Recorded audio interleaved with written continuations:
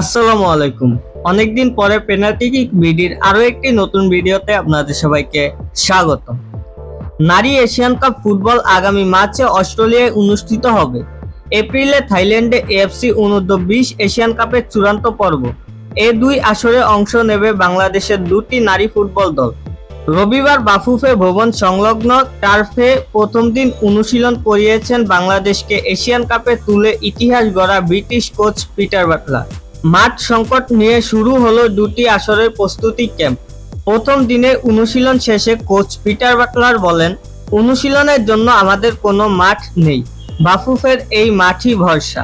নারী এশিয়ান কাপের ক্যাম্প বাফুফে ভবনে হবে না আগেই ঘোষণা করেছিল বাফুফে।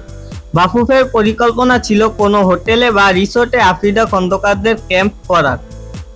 ঢাকার বাইরে ক্যাম্প করার জন্য বাফুফে দুটি জায়গা প্রাথমিকভাবে নির্বাচন করেছিল, একটি যশোরে, অন্যটি চট্টগ্রামে।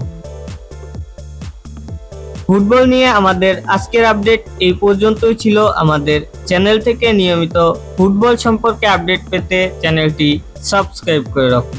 ধন্যবাদ।